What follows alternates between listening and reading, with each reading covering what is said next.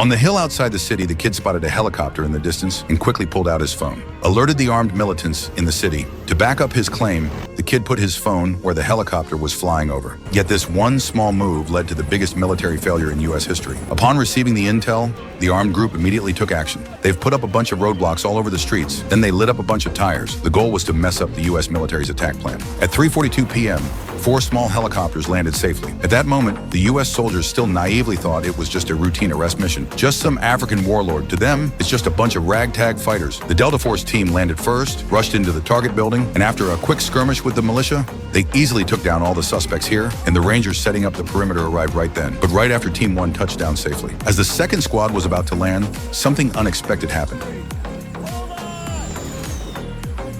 The Black Hawk chopper dodged a missile. Unfortunately, it threw off a team member who was about to rappel. Even though the SEAL team arrived as planned, but to rescue the fallen casualty, the 12 Humvees had to split into 2 groups to carry out the mission. The scout team was about to escort the Humvee convoy out of town when a militia RPG came right on cue.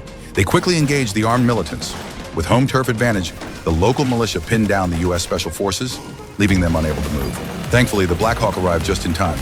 With the minigun firing 6,000 rounds per minute, the U.S. troops managed to hold their ground. Meanwhile, the SEAL team escorting the suspect got ambushed by militia on their way back. Out of nowhere, a guy popped up and took out the convoy's machine gunner with a single shot. Even though the U.S. military has superior weaponry, but this is, after all, the Somalis' home turf. Soon they targeted the U.S. military helicopters. Before the pilot could react, the Black Hawk helicopter was hit in the tail. As it lost stability, the Black Hawk started spinning in the air. It soon fell to the ground. As the nearly flawless helicopter fell in that instant. This capture mission turned into a rescue operation for the U.S. military. What was supposed to take half an hour turned out to be just wishful thinking. Right now, the Somali businessman, he casually puffed on his cigar as if everything was under control. The commander quickly dispatched a rescue helicopter. I hope we can save our troops before the militia arrives. The city's ranger squad was ordered to head to the crash site, but they were already at a disadvantage due to the tricky terrain. Soon, a large group of armed militiamen arrived quickly. When they spotted the U.S. soldier hiding in the corner, they immediately launched an attack.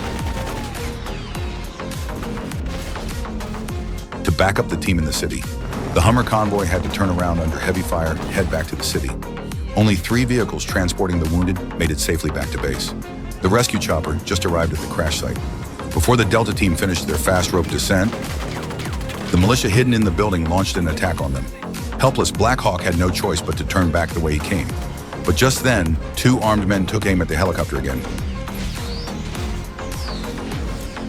History repeats itself, same old story. This left the command center officers deep in thought.